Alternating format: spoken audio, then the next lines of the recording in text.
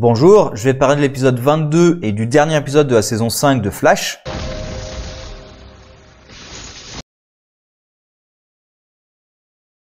Alors, épisode qui, pour moi, aurait pu être satisfaisant, mais finalement l'est pas du tout, à cause de deux défauts majeurs.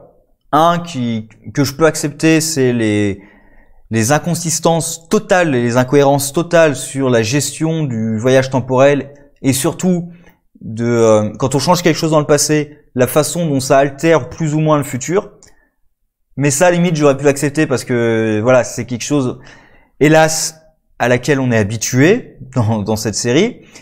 Et aussi parce que je trouve, avec l'histoire de Cicada au départ, ça part vraiment dans tous les sens. Et à la fin, avec Nora, l'inconsistance des voyages temporels pose un problème sur le personnage de Nora en elle-même. Je pense que l'épisode aurait pu être beaucoup plus satisfaisant si, en fait, Ralph n'avait pas empêché la destruction de la dague et qu'on s'était concentré sur Fawn dans cet épisode. Pour moi, Cicada, ça devait être fini et on aurait dû se concentrer sur Fawn et la trahison que Nora ressent, etc. Ça aurait pu être un bon final. Là, je trouve que du coup, c'est assez décevant. La libération de Fawn, c'est plutôt satisfaisant. Après, juste après ça, hop, on retourne en arrière. C'est con parce qu'on avait une libération de Fawn qui est satisfaisante.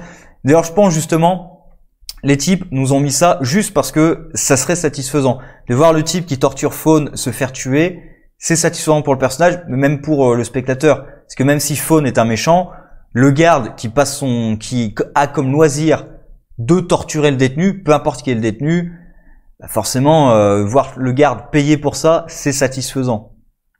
Bref. Et une grosse scène aussi, Nora Fawn, moi ça m'aurait fait plaisir. Parce qu'on n'a pas ça, on n'a pas vraiment une grosse scène de confrontation Nora et Fawn. C'est dommage. Il y a toujours Barry évidemment qui est présent, mais c'est plus Barry Fawn que Nora. Elle est vraiment plus anecdotique dans ces scènes qu'elle ne le devrait, je pense. Bref. Au départ, toutes les incohérences de temps, je pense que je vais en donner 3. Oui, 3, il y en a une petite 4e à la fin quand ils font le journal où on voit les dates qui défilent. Le changement temporel, mais c'est les dates qui défilent comme ça, c'est un peu con en fait. Alors qu'on aurait pu juste faire la date qui s'efface et qui se remet quoi. Le fait qu'on fasse circuler les dates, même pour un ordinateur d'ailleurs, c'est assez con. C'est l'ordinateur, pourquoi il ne mettrait pas à jour automatiquement? C'est pour nous faire un effet qui, à mon sens, est assez stupide au final. Bref, sur les changements temporels, bon, il y en a un qui est tout bête, hein, c'est la destruction de la dague. La destruction de la dague, elle a l'air d'être synchronisée dans le présent et dans le futur. D'ailleurs, Fawn le dit directement, c'est juste à temps. Ça n'a pas de sens. Si tu détruis la dague du passé, elle est détruite dans toute la timeline. Et surtout, ce qui a vraiment pas de sens, c'est que ce soit synchronisé en fait. C'est-à-dire qu'on voit les deux séquences de façon en montage, et du coup, littéralement à l'écran, c'est synchrone.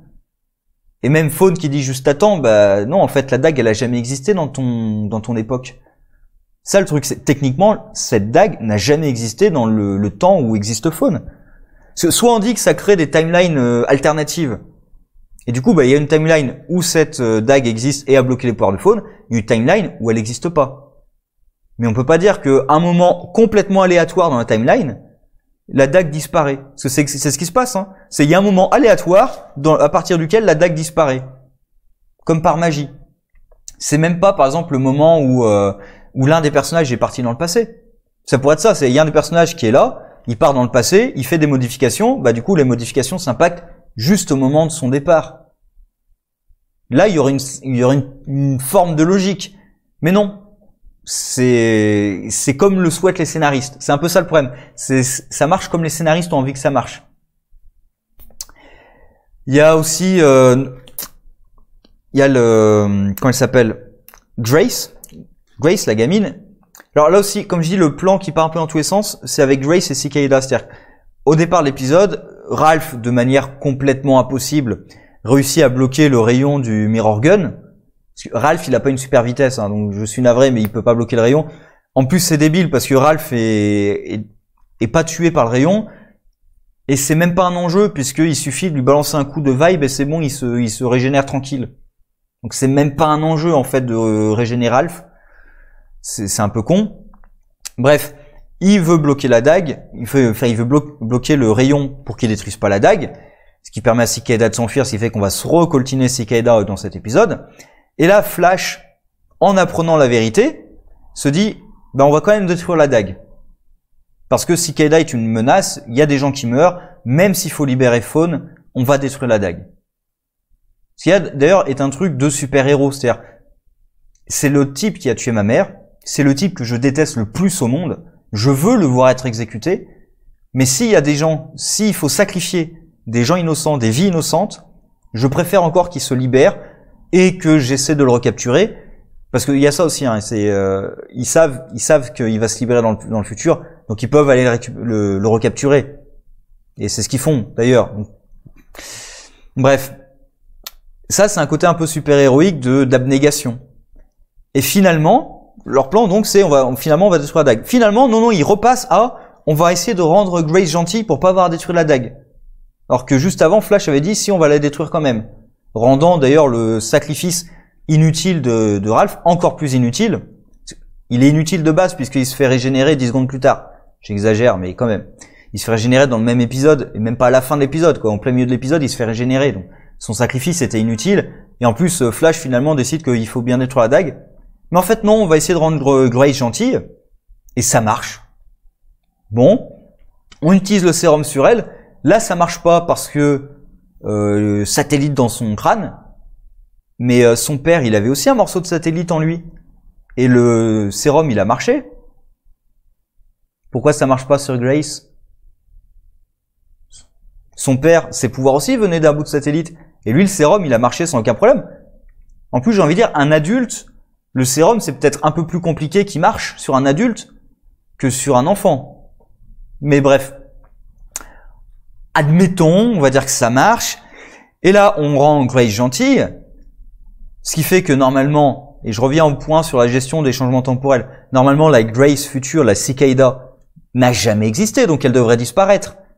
Non, elle continue à exister, donc il faut quand même détruire la dague.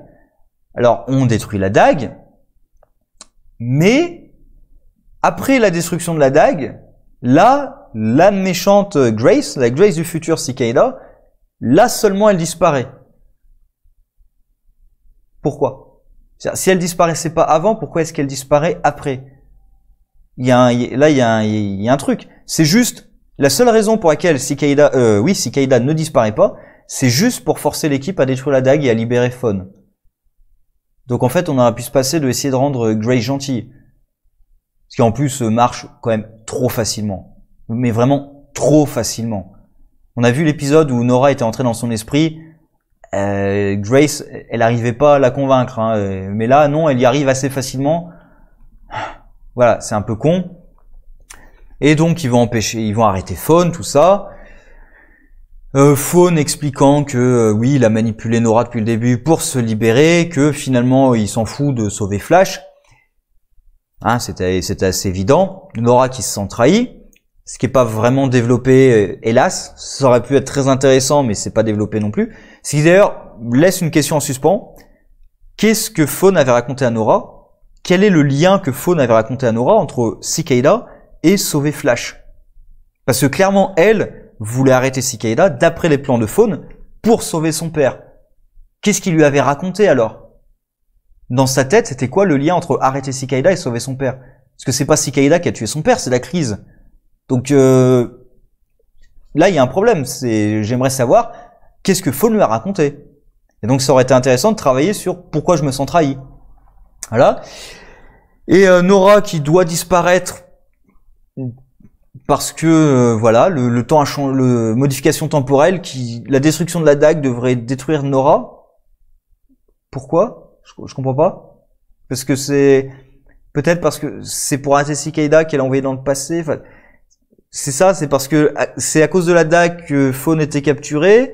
Du coup, Nora elle est dans le passé parce qu'il était capturé. Maintenant, il n'y a plus la dague, donc il a pas été capturé.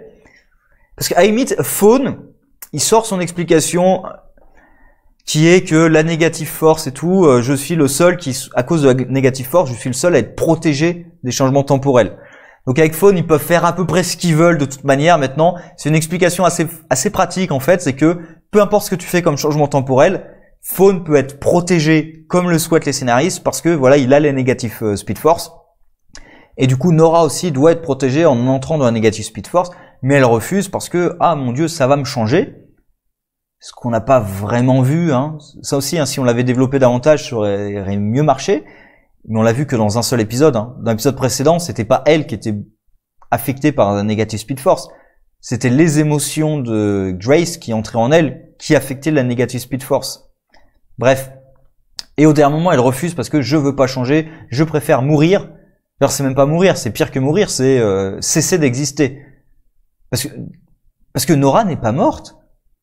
C'est ça aussi le truc, ils nous font tout un délire là-dessus, mais Nora n'est pas morte. Enfin, ils ont toujours une fille normalement. Je vois pas en quoi les altérations du passé devraient les empêcher d'avoir une fille. Alors peut-être, hein, je sais pas, mais je vois pas en quoi la destruction de la dague les empêcherait d'avoir une fille. Je trouve ça absurde. Enfin bref. Et là, Nora décide de disparaître plutôt que d'entrer dans un Negative Speed Force pour ne pas se perdre. Ce qui pourrait être un choix louable si on l'avait davantage travaillé et surtout si on n'avait pas dans cette série un sérum qui permet d'enlever les super pouvoirs. Parce que d'ailleurs, la mère lui dit, Iris lui dit, on va trouver un moyen de t'enlever ça. Bah oui, mais ils ont déjà un moyen. Ça s'appelle le sérum, là. Ça enlève les pouvoirs. Donc ça enlèvera aussi la Speed Force qui est en elle. Non, ça marcherait pas. Pourquoi ça marcherait pas? Et d'ailleurs, pourquoi est-ce qu'elle préfère disparaître maintenant? À la rigueur, elle peut entrer dans un Negative Speed Force. Et si vraiment il trouve aucune solution, elle peut en ressortir, elle disparaîtra normalement. Hein. D'après ce qu'il nous expliquait, elle devrait disparaître si on en sort. Enfin bref, voilà, il y a pas mal de conneries comme ça qui s'accumulent et qui pour moi me gâchent quand même l'épisode. La connerie principale à mon sens, c'est d'avoir voulu conserver l'arc Cicada, qui aurait dû se terminer dans l'épisode précédent déjà. Franchement, ça aurait dû se terminer dans l'épisode précédent et Ralph aurait dû ne pas pouvoir arrêter la dague. De manière purement physique, il n'aurait pas dû pouvoir arrêter la dague. Enfin, arrêter le Mirror Gun qui détruisait la dague. Enfin, physiquement, soit on nous dit que lui aussi il a une super vitesse, soit physiquement ça marche pas en fait. Donc voilà, c'est un peu dommage. Il y a quelques scènes satisfaisantes, la libération de Fawn notamment.